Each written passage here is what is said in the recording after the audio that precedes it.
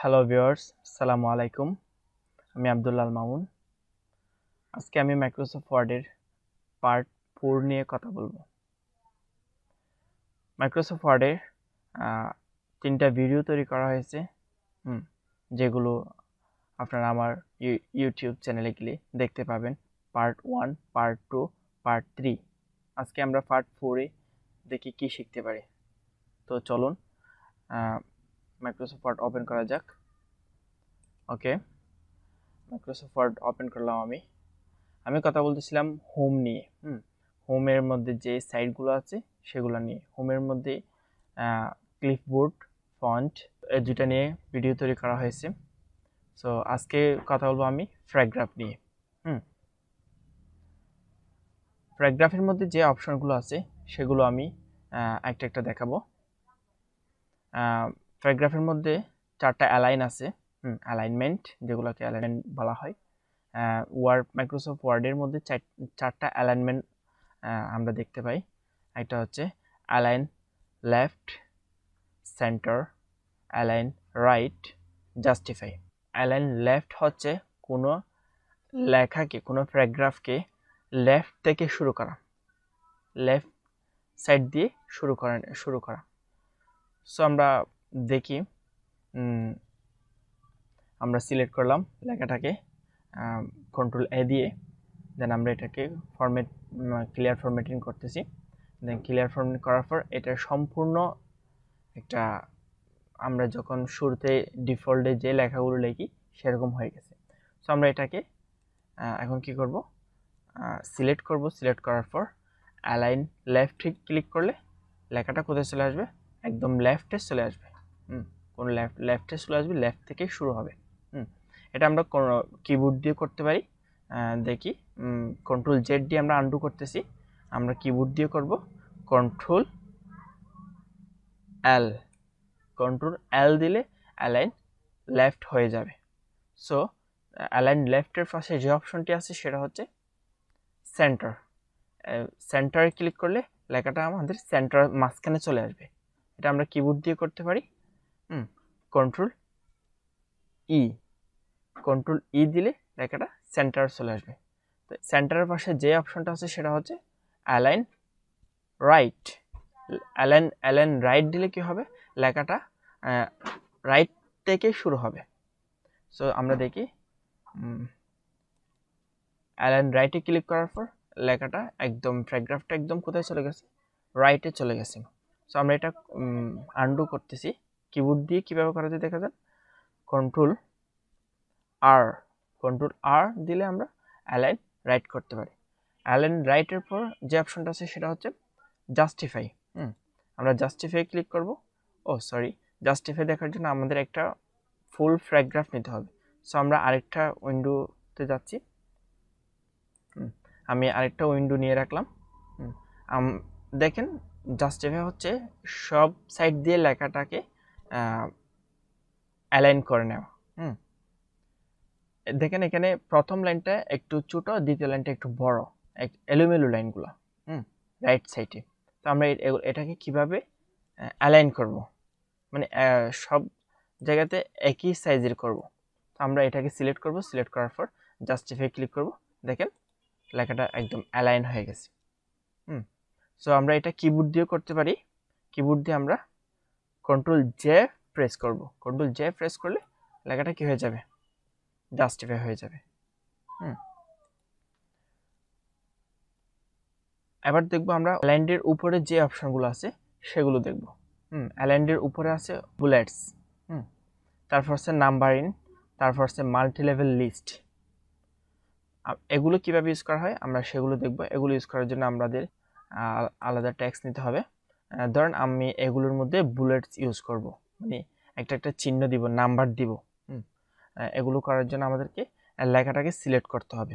আমরা যদি পুরোটা সিলেক্ট করতে চাই কন্ট্রোল এ দেব, আর যদি মাঝখান দিয়ে কিছু সিলেক্ট করতে চাই আমরা মাউস দিয়ে সিলেক্ট করব। সিলেক্ট করার পর আমরা বুলেটসে যাব। বুলেটসে গিয়ে দেখবেন আপনারা অনেক বুলেটস পাবেন, অনেক বুলেট। এখানে আমি কিছু বুলেট ইউজ করব। দেখেন আপনারা, দেখেন আমি আরেকটা বুলেট ইউজ করব। আরেকটা ইউজ করে দেখি। এগুলো হচ্ছে বুলেট। তো আমরা এগুলো পাচ্ছি, আমরা আরও মানে ভিন্ন ভিন্ন বুলেটস কিভাবে পাবো? আমরা দেব ডিফাইন নিউ বুলেট, এখানে যাব, এখানে গেলে আমরা সেম্বলে যাব, সেম্বলে গেলে আমরা অনেক বুলেট পাবো। এখান থেকে আমরা যে কোনো একটা সিলেক্ট করব, দেন আমরা ওকে করব, দেন এগুলো চেঞ্জ হয়ে যাবে। এভাবে আমরা বুলেট ইউজ করতে পারি। দেন আমরা নাম্বার কীভাবে ইউজ করবো? আমরা নাম্বার ইউজ করার জন্য সেমভাবে আমরা সিলেক্ট করব, দেন আমরা নাম্বারে যাব, নাম্বার ইউজ করতে পারি। অনেক স্টাইল আছে নাম্বারের মধ্যে, ব্র্যাকেট আছে, first bracket, second bracket, AB আছে, এভি সিডি আছে, এগুলো ইউজ করতে পারি।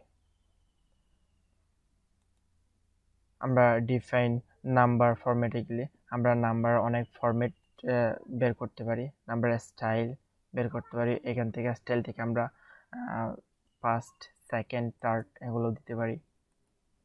দেখেন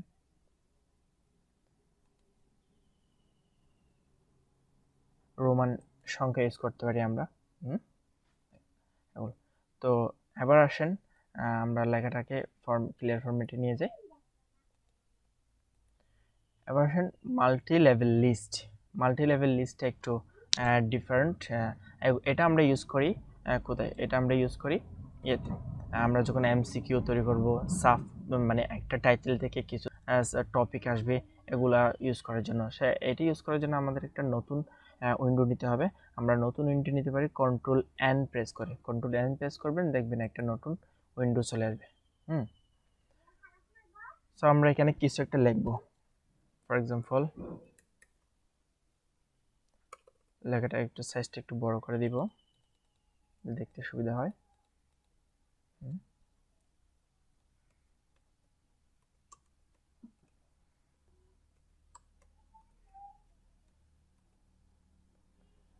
সো আমরা একটা লেখা লিখলাম, দেন আমরা এটাকে সিলেক্ট করব। সিলেক্ট করার পর মাল্টি লেভেল লিস্টে যাব, যাওয়ার পর আমরা একটা অপশন দিব, দেওয়ার পর দেখেন একটা নাম্বার আসছে, আমরা এন্টার প্রেস করব। এন্টার প্রেস করার পর দেখা যাচ্ছে আমাদের এখানে এ বি সি ডি আসার কথা, কিন্তু এখানে আমাদের নাম্বার 2 চলে আসছে। তো এটাকে আমরা কিভাবে চেঞ্জ করব? এই দেখেন মাল্টি লেভেলের পাশে দুটো অপশন আছে, একটা হচ্ছে ডিক্রিজ আর একটা হচ্ছে ইনক্রিজ। আমরা ইনক্রিজে ক্লিক করার পর দেন আমাদের লিস্টটা চলে আসবে। আমরা লিস্ট করতে পারি, লিস্ট অফ ফ্রুটস, যেমন আমরা ফ্রুটসের নাম লিখতে পারি বানানা, বানানা, এন্টার, তারপর লিখতে পারি এন্টার, তারপর এন্টার,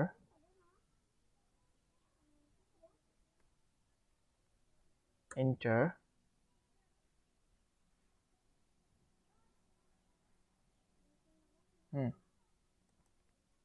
আমি কিছু ফ্রুটসের নাম লিখলাম।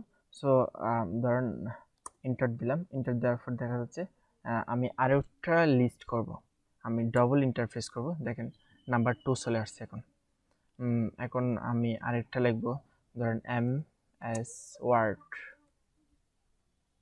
এন্টার দেব, এন্টার দিলে 3 চলে আসতেছে। তো আমরা আবার দিব কি ইনক্রিজ, ইনক্রিজ দেওয়ার পর আমাদের এ বি সিটা কি আসবে, নাম্বারটা আসবে। তো আমরা মাইক্রোসফট ওয়ার্ডে কি কি শিখতে পারি? হোম, হোম, ইন্টার, তারপর আছে ইনসার্ট, ইনসার্ট, ইন্টার, তারপর আছে ডিজাইন, ইন্টার, তারপর আছে লেআউট। এগুলো আমরা লিখতে পারি, দেন আমরা এন্টার দিব, দেওয়ার পর দেখা যাচ্ছে লেটার চলে আসছে। সো আমরা আর কিছু লিস্ট করব না, আমরা ব্যাক স্পেস দেব, ব্যাক স্পেস দিলে দেখবে লিস্টটা চলে যাবে। এভাবে আমরা মাল্টি লেভেল লিস্ট করতে পারি। মাল্টি লেভেল আমরা যখন এমসিকিউ তৈরি করব তখন আমরা মাল্টি লেভেল লিস্ট ইউজ করতে পারি। এটা একটা ডিফারেন্ট বিষয়, এটা নিয়ে আলাদা একটা ভিডিও করা হবে। তো আমরা এটাকে অনেকভাবে চেঞ্জ কীভাবে করতে পারি। মাল্টি লেভেল লিস্টে আরও অনেক ফরম্যাট আছে। দেখেন আমরা এটাকে সিলেক্ট করব, দেন আমরা মাল্টি লেভেলে যাব, যেখানে সফটওয়্যার আছে, এখানে সফটওয়্যার, সফটওয়্যারে ক্লিক করব। দেখেন সফটওয়্যার 1 লিস্টের মধ্যে সাবটাইটেলগুলো, সাবটপিকগুলো, দেন সফটওয়্যার 2 সাবটপিকগুলো, এভাবে আমরা চেঞ্জ করতে পারি। সো আমরা দেখে গেলাম ইনক্রিজ ডিক্রিজ দেখলাম।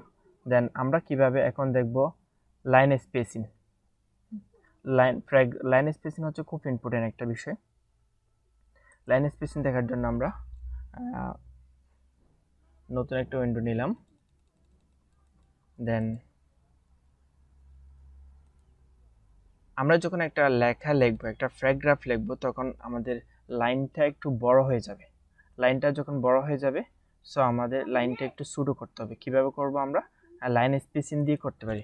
আমরা সিলেক্ট করব Ctrl+A দিয়ে, দেন আমরা এই যে দেখেন লাইন স্পেসিং, এটা ক্লিক করব। একদম নিচে আসেন, নিচে আসেন রিমুভ স্পেস আফটার প্যারাগ্রাফ, এখানে ক্লিক করলে দেখেন লেখাটা আগের চাইতে অনেক ছোট হয়ে গেছে, স্পেসগুলো অনেক ছোট হয়ে গেছে। এটা হচ্ছে লাইন স্পেসিং। লাইন স্পেসিংয়ের পাশে আছে শেডিং। শেডিংটা কি জিনিস? শেডিংটা হচ্ছে আমরা যখন হেডিং লিখব, হেডিংয়ের মধ্যে আমাদের একটা কি দিতে হবে, একটা আমাদের কালার দিতে হবে। ফর এক্সাম্পল ধরেন লিস্ট অফ ফ্রুটস, এটা হচ্ছে হেডিং। এটা একটা আমাদের কি কালার দিতে হবে, ব্যাকগ্রাউন্ড কালার দিতে হবে। ব্যাকগ্রাউন্ড কালার দেওয়ার জন্য আমাদেরকে শেডিংয়ে যেতে হবে। দেখেন ব্যাকগ্রাউন্ড কালার, আমরা এখান থেকে কালার চেঞ্জ করতে পারি। মোর কালারে গিয়ে অনেক কালার চেঞ্জ করতে পারি।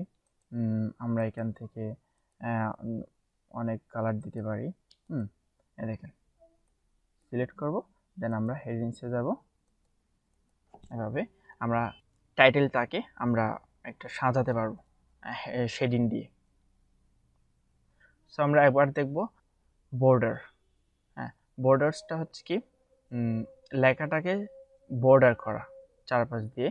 সো আমরা আরেকটা উইন্ডোতে যাব, যেমন এটা এটা একটা প্যারাগ্রাফ, আমরা এটাকে বর্ডার করব লেখাটাকে।